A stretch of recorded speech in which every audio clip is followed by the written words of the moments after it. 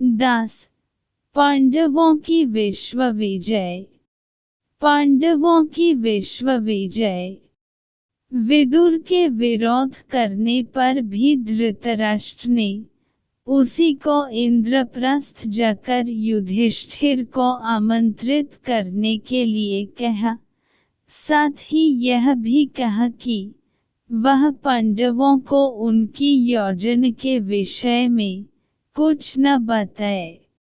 विदुर उनका संदेश लेकर पांडवों को आमंत्रित कर आए।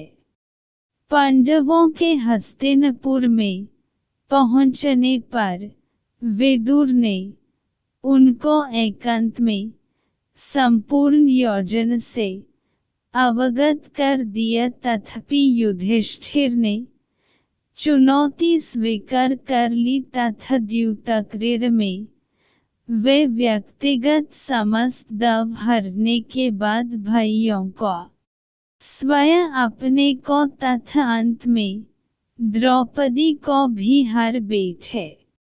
विदुर ने कहा कि अपने आप को दम पर हारने के बाद युधिष्ठिर द्रौपदी को दम पर लगने के अधिकारी नहीं रह जाते, किंतु धृतराष्ट्र ने प्रतिकमी नामक सेवक को द्रौपदी को वहां ले आने के लिए भेजा।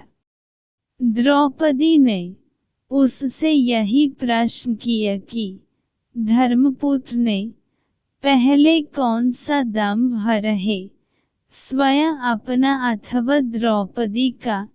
दुर्योधन ने क्रुद्ध होकर दुशासन भाई से कहा कि वह द्रौपदी को सभाभवन में लेकर आए। युधिष्ठिर ने गुप्त रूप से एक विश्वस्त सेवक को द्रौपदी के पास भेज कि यद्यपि वह रजस्वला है तथा एक वस्त्र में है, वह वैसी ही उठकर चली आए। सभा में पूज्य वर्ग के सामने उसका उस दशा में कलपते हुए पहुंचना दुर्योधन आदि के पापों को व्यक्त करने के लिए पर्याप्त होगा। द्रौपदी सभा में पहुंची तो दुशासन ने उसे स्त्री वर्ग की ओर नहीं जाने दिया तथा उसके बाल खींचकर कहा, हमने तुझे जुए में जीत है, आज तुझे अपनी दासियों में रखेंगे। द्रौपदी ने समस्त कुरुवंशियों के शौर्य, धर्म तथा नीति को ललकार और श्री कृष्ण को मन ही मन स्मरण कर अपनी लज्जा की रक्षा के लिए प्रार्थना की। सब मौन रहे, किंतु दुर्योधन के छोटे भाई विकर्ण ने द्रौपदी का पक्ष लेते हुए कहा कि हारा हुआ युधिष्ठिर उसे दम पर नहीं रख सकता था, किंतु किसी ने उसकी बात नहीं सुनी। कर्ण के उकसाने से दुशासन ने द्रौपदी को निर्वस्त्र करने की चेष्टा की। उधर विलाप करती हुई द्रौपदी ने पांडवों की ओर देखा तो भीम ने युधिष्ठिर से कहा कि वह उसके हाथ जला देना चाहता है, जिनसे उसने जुआ खेला था। अर्जुन ने उसे शांत किया। भीम ने शपथ ली कि वह दुशासन की छाती का खून पिएगा तथा दुर्योधन की जंघ को अपनी गदा से नष्ट कर डालेगा। द्रौपदी ने विकट विपत्ति में श्री कृष्ण का स्मरण किया। श्री कृष्ण की कृपा से अनेक वस्त्र वहां प्रकट हुए, जिनसे द्रौपदी आच्छादित रही, फलत उसके वस्त्र खींचकर उतरते हुए भी दुशासन उसे नग्न नहीं कर पाया। सभा में बार बार कार्य के अनौचित्य अथवा औचित्य पर विवाद छिड़ जाता था। दुर्योधन ने पांडवों को मौन देख द्रौपदी की दंभ में हरे जाने की बात ठीक है या गलत, इसका निर्णय भीम, अर्जुन, नकुल तथा सहदेव पर छोड़ दिया। अर्जुन तथा भीम ने कहा कि जो व्यक्ति स्वयं को दंभ में हरा चुका है वह किसी अन्य वस्तु को दंभ पर रख ही नहीं सकता। धृतराष्ट्र ने सबकी नब्ज पहचान कर दुर्योधन को फटकार तथा द्रौपदी से 3 वर मांगने के लिए कहा। द्रौपदी ने पहले वर से युधिष्ठिर की दासभाव से मुक्ति मांगी ताकि भविष्य में उसका पुत्र प्रतिविंध्य दासपुत्र न कहलाए। दूसरे वर से भीम, अर्जुन, नकुल तथा सहदेव की शस्त्रों तथा रथ सहित दासभाव से मुक्ति मांगी। तीसरा वर मांगने के लिए वह तैयार ही नहीं हुई, क्योंकि उसके अनुसार क्षत्रिय स्त्रियों 2 वर मांगने की ही अधिकारिणी होती हैं। धृतराष्ट्र ने उनसे संपूर्ण विगत को भूलकर अपना स्नेह बनाए रखने के लिए कहा। साथ ही उन्हें खांडव वन में जाकर अपना राज्य भोगने की अनुमति धृतराष्ट्र ने उनके खांडव वन जाने से पूर्व दुर्योधन की प्रेरणा से उन्हें एक बार फिर से जुआ खेलने की आज्ञा दी। यह तय हुआ कि एक ही दंभ रखा जाएगा। पांडव अथवा धृतराष्ट्र पुत्रों में से जो भी हार जाएंगे वे मृगचर्म धारण कर 12 वर्ष वनवास करेंगे और 1 वर्ष अज्ञातवास में रहेंगे। उस 1 वर्ष में यदि उन्हें पहचान लिया गया तो फिर से 12 वर्ष का वनवास भोगना होगा। भीष्म, विदुर, द्रोण आदि के रोकने पर भी द्यूतक्रीड़ा हुई जिसमें पांडव हार गए। छली शकुनी जीत गया।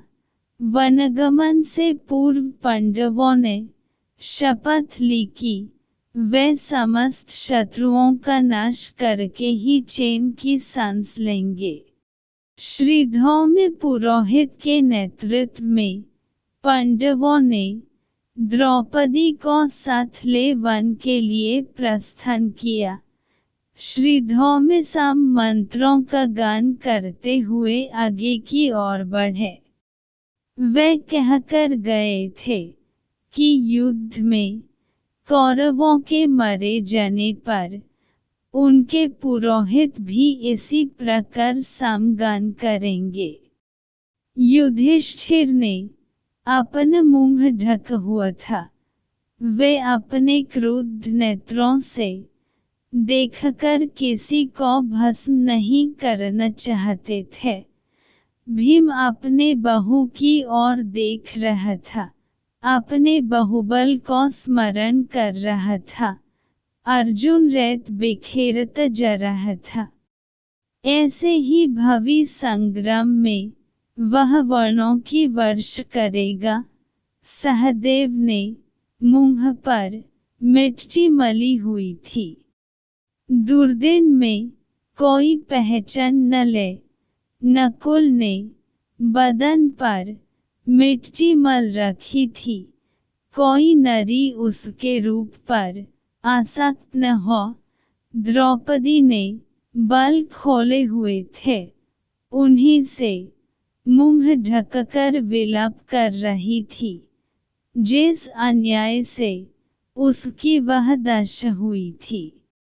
14 वर्ष बाद उसके परिणाम स्वरूप शत्रु नरियों की भी वही दशा होगी। वे अपने सगे संबंधियों को तिलांजलि देंगी। वनवास के 12वें वर्ष के पूरे होने पर पांडवों ने अब अपने अज्ञातवास के लिए मत्स्य देश के राजा विराट के यहाँ रहने की योजना बनाई। उन्होंने अपना वेश बदला और मत्स्य देश की ओर निकल पड़े।